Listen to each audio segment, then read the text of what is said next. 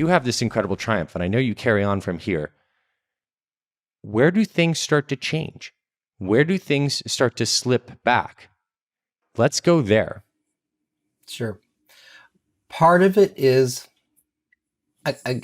in my head, I was still the fat guy. I don't know why I couldn't get out of that mode. I never truly reached my goal weight. I got down to 176 at my lowest. From 306 to What was 176. your goal weight? I don't know, but I knew that I still had fat. So I think 160 was probably my next big goal.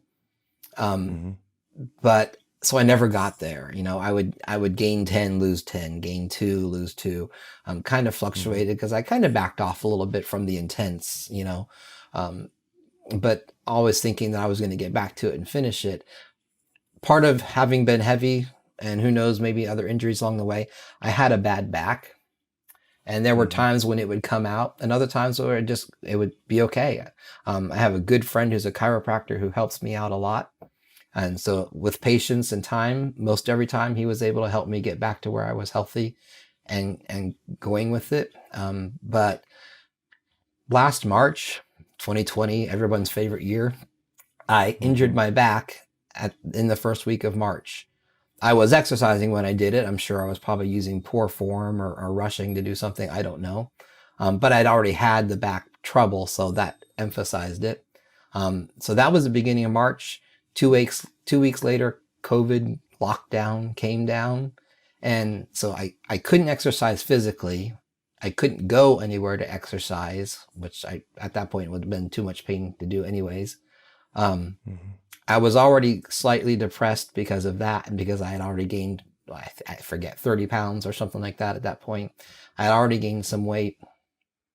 So I really believe that I was probably depressed. I know I sunk into some kind of funk. I'll call it depression.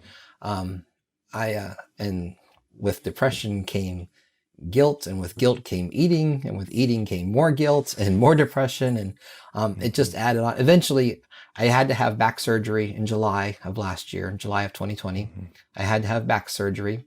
And 6 weeks after my back surgery, I felt great. I was getting started again. I was eating right. I was back out. I started to exercise. And immediately my knee started causing me trouble.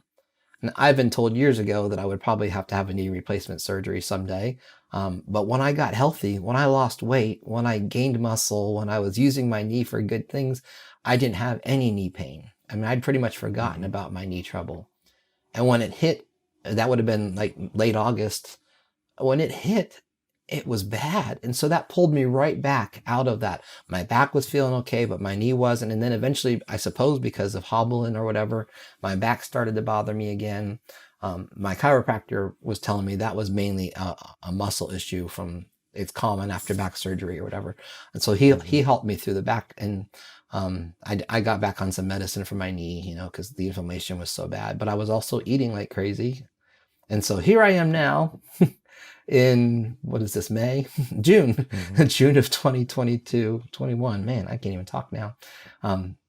June, and I have regained probably 80 pounds. It's humiliating. It makes me angry. It's depressing. Several times I have restarted, and for whatever reason, I can't flip that switch again. I feel like I'm there now. I'm back to eating what I should. I'm not working out regularly yet, but I have done it several times, and I will get to it. I want to run again, so I'm ready to start again. I kind of have started, but I'm ready to make the difference again. I don't have an event goal. I don't have a date goal in mind yet. I feel like I need to rework my mission statement and get some things going and find something to put on the calendar or something that's going to be important. For one of my daughters, that got married, I was at my low weight. For my son, I was middle. But when my second daughter got married just a few months ago, I was not where I wanted to be. And it was hard for me to enjoy her day. Yeah, because I wasn't where I wanted to be. And I knew that those pictures would be coming, and I knew I'd have to see those forever. And that was frustrating. So I have an 11-year-old who's going to get married in 10, 20 years. So I have to get myself healthy and stay around for her. And hopefully we'll have some grandkids along the way, and I want to be healthy for them. So I've got things to do. And part of my problem also is just I work for you. I work for the Fit Father Project. And right now I don't feel that I represent it well. And that also bothers me. So things I have to overcome and keep moving on with.